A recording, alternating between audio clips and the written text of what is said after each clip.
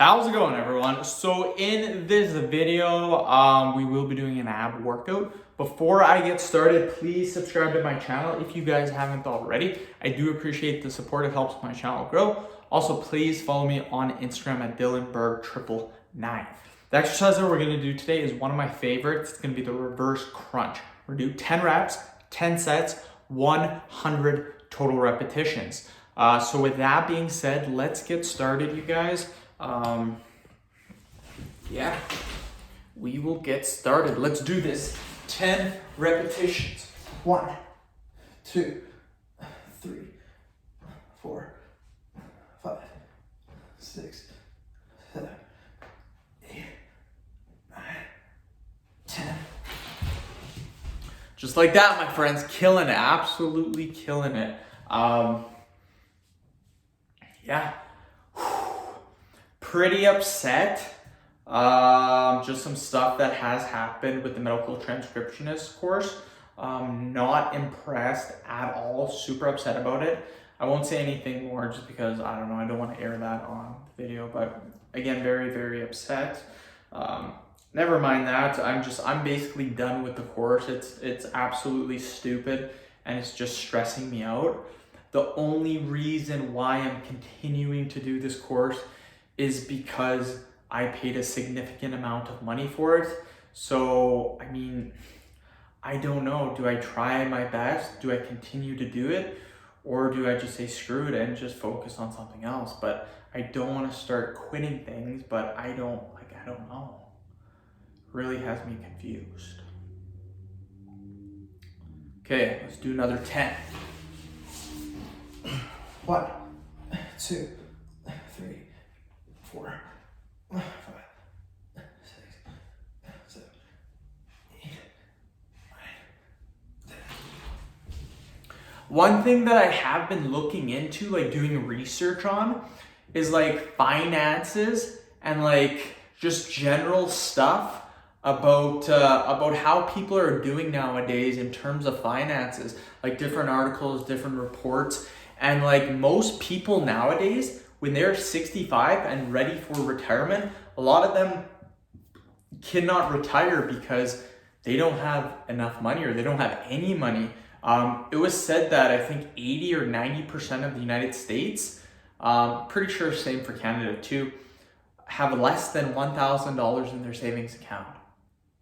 What in the actual hell? I'm pretty sure it's 80%. It might not be 90. 90 seems pretty high, but I think it was like 80%. Like, I could not imagine only having that amount. Like, I would be super stressed out. But again, a lot of people live paycheck to paycheck. And that's just something that I never want to happen. I wanna build my finances so money is not an issue, and so that I don't have to work for the rest of my life. I was thinking about retiring at like 50, and I want to work part-time until that age. So for the next 22 years, I want to work part-time. I don't want to work full-time. That's what's called semi-retiring.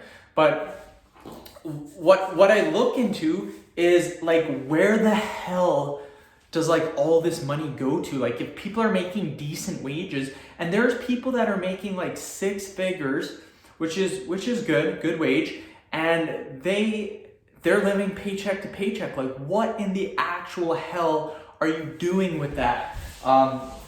It's beyond me. A lot of people don't know how to budget. That's a huge issue. But like, a lot of it really isn't people's problem, because most people don't really go overboard on like the entertainment, the takeout. Yeah, they do it, but again, most families are trying to save. They're trying their best, but they can't. So like, I look into it, and let's just say you make like 50 grand a year and you got 2 people working. So that's 100 grand. Well, that 50 grand, the first 50 grand, you only get 40 grand of that because roughly 10,000 goes towards taxes. So if you got $100,000 combined income in your house, 20,000's gone instantly, just gone. So you now at 80. So that, like, taxes, I know you gotta pay taxes and stuff, but like, that's like a huge area where that's where a lot of the money just disappears. So I'm really not a fan of that. But I mean, everyone pays them, so whatever. Now from there, that 80 grand, most people like max out their visas. Like they're just not very frugal, and they're not saving correctly. But I understand this too. I'm like, how can people save? Like, how do people live paycheck to paycheck? It's because like random stuff pops up that you just have to pay for. Like for me, for example, our oven just broke. So we had to come up with $1,300 for an oven, which isn't too bad because me and my wife both work. We both make good wages. Plus I have a side hustle and investments. So our wage is extremely good combined. And like that's $650 each, just like that, $650. Now, another thing too is that our security system, our old security system was based out of the United States, and what happened was that we took over. When we moved into our last house, when we moved in, we took over the security system that the other people had.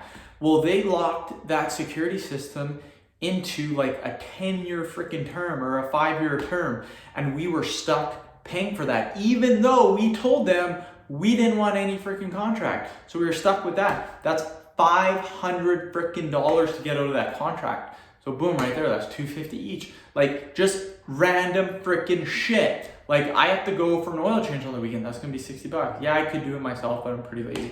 But yeah, what I'm trying to get at is just random stuff piling on. So like I seriously could not imagine trying to like try to save money, try to get ahead if I only had my job. Like if I just had my job, if I just had my job and my wife just had her job, I would not feel confident at all, even though combined just our two jobs is over 6 figures. Easy, like what is it? Close to like mid 6 figures. That's not including my investments or my YouTube. And that's what I'm trying to say, is that you need side hustle. That's what so many people are doing nowadays, not just me, but you need like a second or third income to really like save. Like I don't see people doing well if you just rely on one income. Even if you have a spouse, that's 2 incomes, which is good. But then usually with a spouse, you're gonna have kids. So now kids, that's another expense. Even though we're planning to have one, we want to have kids eventually, but our savings will be extremely good when that time comes. But again, like it's super scary. And I cannot imagine if you are single trying to do this. Like having a wife, having a girlfriend, someone that you live with, even a roommate, they're covering half the stuff. So if your rent $1,600, you only pay $800. That's a huge difference. That's $10,000 a year. And like with bills and stuff, everything's cut in half.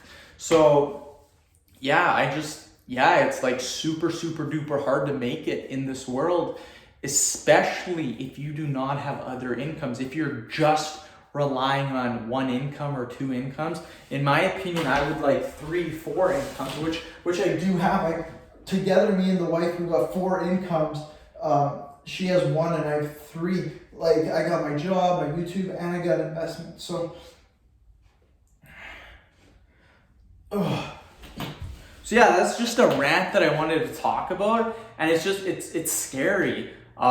Just because like you could be doing really well, like combined income of 100 grand, like that's a good income in my opinion. But like even like people like they're still struggling. So I mean, it's beyond me, simply beyond me, and I'm looking more into that and just looking at different articles, surveys, stuff like that. And yeah, it is what it is. Just try to be more frugal, try to live a minimalist lifestyle if you can, and just try to save as best as you can. But yeah, end the video. Thank you so much for watching. Please subscribe to my channel if you guys haven't already. Please like the video, share it. Please follow me on Instagram, Dylan Burke 999. Thank you.